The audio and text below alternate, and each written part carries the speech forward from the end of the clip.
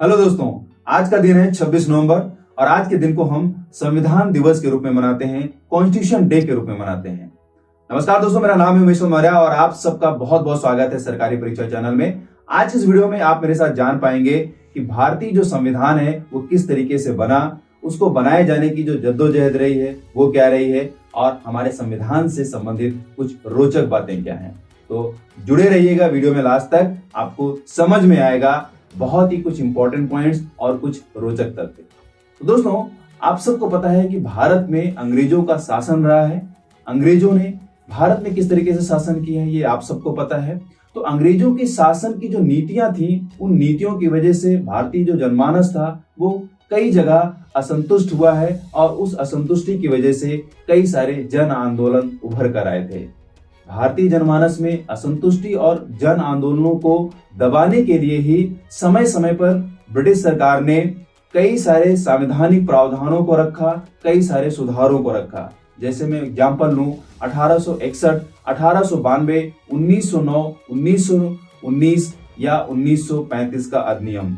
इन अधिनियमों के माध्यम से या सुधारों के परिप्रेक्ष्य में सरकार ने कई संवैधानिक सुधारों को या प्रावधानों को इंप्लीमेंट कराने की कोशिश की थी। लेकिन ब्रिटिश सरकार की ये जो कोशिश थी दोस्तों, वो अनिच्छा से की गई कोशिश थी। मतलब वो पूरी तरीके से क्लियर नहीं थे या शुद्ध मन से ये नहीं चाह रहे थे कि भारतीय जनमानस का कल्याण किया जाए, उनके लिए ऐसी नीतियां बनाई जाएं जो उनके कल्याण के लिए हो और उनको आने वाले समय में किस तरीके से स्वराज्य दिया जाए या स्वराज्य निर्माण के लिए किस तरीके से उनकी हेल्प की जाए, इन सब में वो क्लियर नहीं थे। तो दोस्तों, अपने आप में ये जो एक तरीके से कुटिलता रही है अंग्रेजों की, इस कुटिलता को जो भारतीय राष्ट्रीय कांग्रेस के नेता थे वो बखूबी समझने लगे थे। वो समझ रहे थे कि अंग्रेज सरकार यहाँ पे अपना जो है एक तरीके से काम निकालना चाहती है, हमें तरह तरह के प्रलोभन देती रहती है और मुख्य मुद्दे पे कभी बात नहीं करती है। मुख्य मुद्दा ये बन चुका था राष्ट्रीय नेताओं को कि भारत को एक स्वराज्य सौंपना है, मतलब कि हमारे द्वारा भारत का शासन किया जाना है और उसके लिए संवैधानिक प्रावधान किए जाने हैं, खुद का संविधान लिखा जाना है, खुद का कॉन्स्टिट्यूशन लिखा जाना है और उसमें अंग्रेजों की मदद चाहिए ही चाहिए। तो इसमें कोई क्लैरिटी नहीं दे रहा था, अंग्रेज लोग जो है हमें बेवकूफ बना रहे थे, ठीक है। लेकिन राष्ट्रीय नेताओं के पास द्वितीय विश्व युद्ध का जो समय आया वो उनके लिए एक सुनहरा मौका बनकर आया। राष्ट्रीय नेताओं को समझ में आ चुका था कि भैया यही एक मौका है जिसमें अंग्रेजों की ताबूत में लास्ट कील ठोकी जा सकती है, जैसे कि लाला लाजपत राय ने बोला था, ठीक है। तो वो मौका समझ में आया राष्ट्रीय नेताओं को और उन्होंने एक तरीके से अंग्रेजों को मजबूर कर दिया कि भैया अब जो है क्लियर बताओ कि हमारे लिए आप क्या करने वाले हो, हमारे लिए संविधान आप बनाने में हेल्प करोगे या नहीं करोगे, हमें स्वराज्य दोगे या नहीं दोगे, या क्या आप सोचते हो। अंग्रेजों को भी जो द्वितीय विश्व युद्ध है काफी उसमें फजीहत का सामना करना पड़ा, संसाधनों की कमी होने लगी और ऐसे में उसे भारतीय सैनिकों की मदद चाहिए थी। भारतीय सैनिकों की मदद तभी मिल सकती थी जब उसे राष्ट्रीय नेताओं की मदद मिले, राष्ट्रीय नेता संतुष्ट हों, फेवर करें। तो राष्ट्रीय नेताओं को संतुष्ट करने के लिए उनको विश्वास दिलाया गया ब्रिटिश सरकार के द्वारा कि भैया युद्ध समाप्त होने दो, आपको जो है उसके बाद मदद मिलेगी, पूरी तरीके से हम आपका सपोर्ट करेंगे स्वराज्य हासिल करने में और खुद का संविधान लिखने के लिए। इस तरीके से वादा किया जाता है फिर से और युद्ध समाप्त होता है। इंग्लैंड के प्रधानमंत्री विंस्टन चर्चिल जो है युद्ध तो जीत जाते हैं लेकिन चुनाव हार जाते हैं। इंग्लैंड के नए प्रधानमंत्री बनते हैं क्लीमेंट एटली और क्लीमेंट एटली के पास भी भारतीय नेताओं का दबाव पहुंचता है कि भैया आपको स्वराज्य देना है और आपको कॉन्स्टिट्यूशन बनवाने में हेल्प करनी है।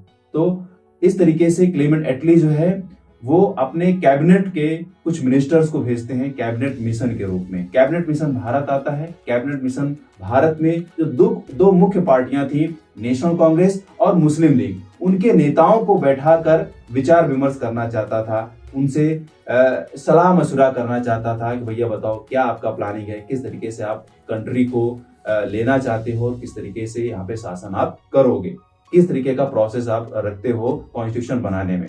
इसके लिए शिमला कॉन्फ्रेंस आयोजित की जाती है। लॉर्ड वेवेल जो कि उस समय वायसराय थे, उनको बंगले में इस कॉन्फ्रेंस को रखा जाता है। जो मुस्लिम लीग के नेता थे, जो राष्ट्रीय कांग्रेस के नेता थे, उनको वहां बुलाया जाता है। चीजें रखी जाती हैं, अपने अपने पक्ष रखे जाते हैं, लेकिन जो मोहम्मद अली जिन्ना थे वो अपनी कुछ कंडीशंस को लेकर अड़ियल रवैया अपनाए हुए थे, जिसकी वजह से ये जो कॉन्फ्रेंस थी वो अपने आप में असफल हो गई।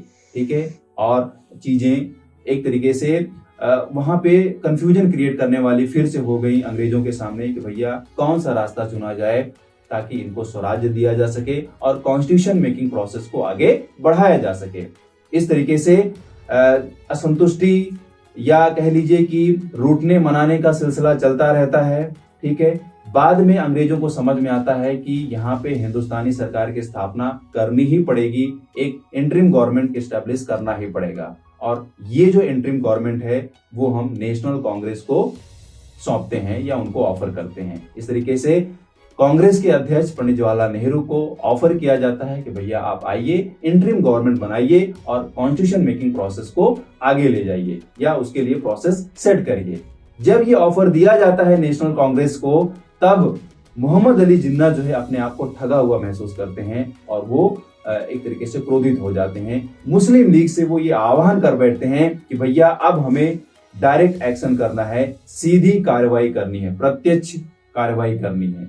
डायरेक्ट एक्शन डे दोस्तों भारतीय इतिहास में 16 जो एक अगस्त है 1946, ये जो दिन है अपने आप में काला दिन है।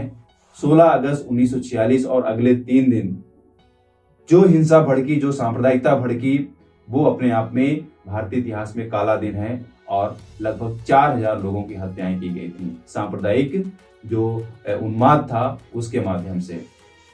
तो इस तरीके से इस दंगे को भी कहीं ना कहीं शांत कराने की कोशिश की जाती है। गांधी जी नोआख ले जाते हैं, वहां पे वो अपनी कोशिश करते हैं, चीजें शांत होती हैं, लेकिन फिर भी रूठने मनाने का सिलसिला चलता रहता है।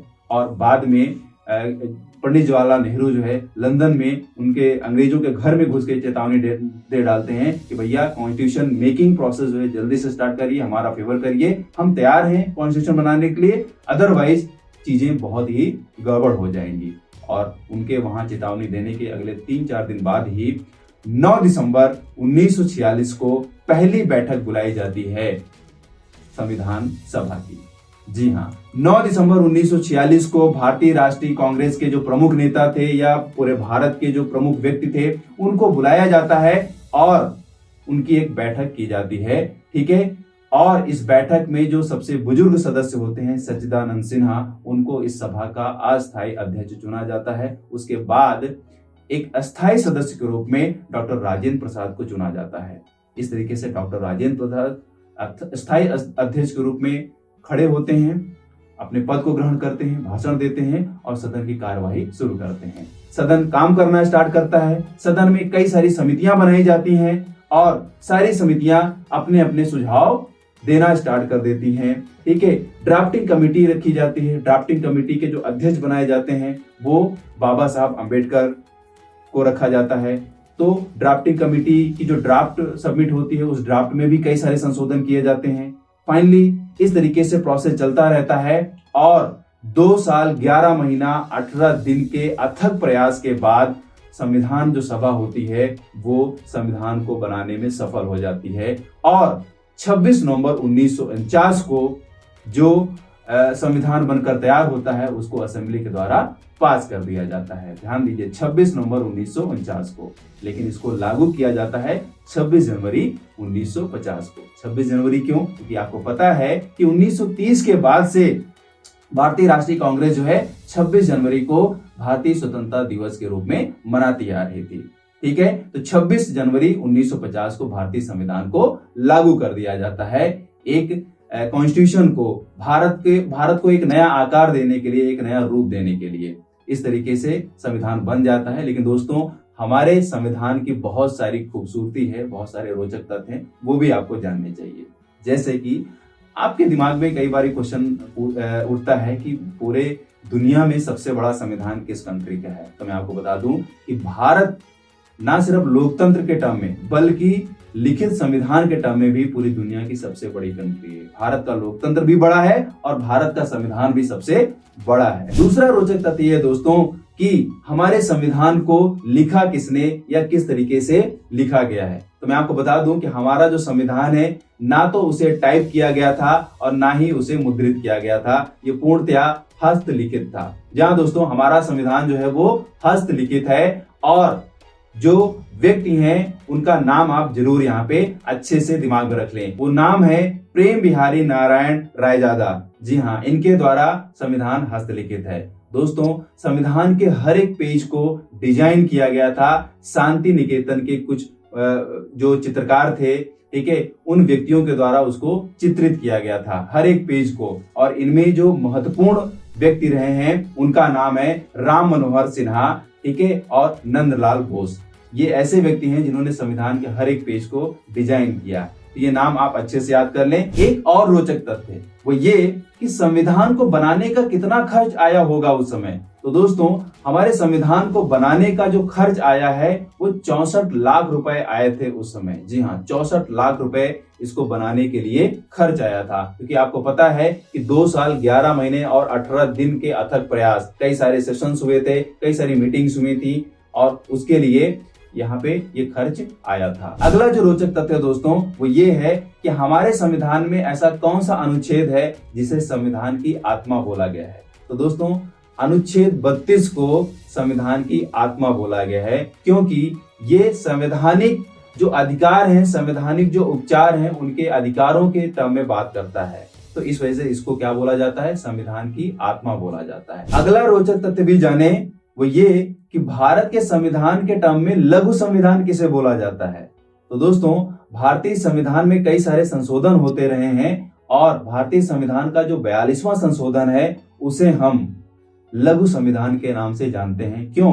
क्योंकि इस संशोधन ने कई महत्वपूर्ण संशोधनों को किया था। एक तरीके से पूरा रूपरेखा यहाँ पे बदलती हुई नजर आई थी हमारे संविधान की। इस वजह से इसको हम लघु संविधान की संज्ञा देते हैं। अगला रोचक तथ्य भी जाने, सवाल के रूप में भी कई बार पूछा गया है कि भारतीय संविधान का मैग्ना कार्टा किसे बोला जाता है। तो दोस्तों भारतीय संविधान का भाग 3 जो है वो संविधान का मैग्ना कार्टा के रूप में जाना जाता है। मैग्ना कार्टा वर्ड क्यों यूज किया जाता है ये थोड़ा डिटेल में समझाने पड़ेगा, इसको आप डिटेल में अपना जरूर सर्च कर लें, ठीक है। भाग 3 को भारतीय संविधान का मैग्ना कार्टा बोला जाता है। दोस्तों ये तो कुछ बातें थी संविधान के टर्म में जो हम रोचक बातें हमें जाननी चाहिए। दूसरा ये है कि हमारे संविधान की कुछ खूबसूरती भी है। खूबसूरती इसलिए है क्योंकि हमने इसकी जो विशेषताएं रखी हैं वो कई देशों के संविधान से कई चीजों को उधार लिया है, एक तरीके से बोरो किया है। जी हाँ, जैसे अगर हम भारत में संसदीय कार्यप्रणाली को देखें,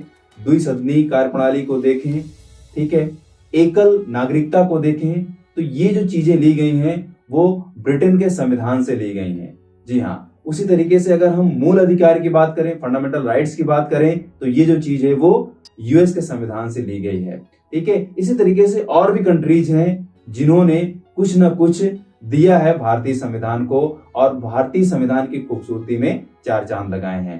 तो हम सबको अपने संविधान की जो प्रावधान है उनको मानना चाहिए और इसकी विशेषताओं पे गर्व करना चाहिए। Thank you very much. नमस्कार।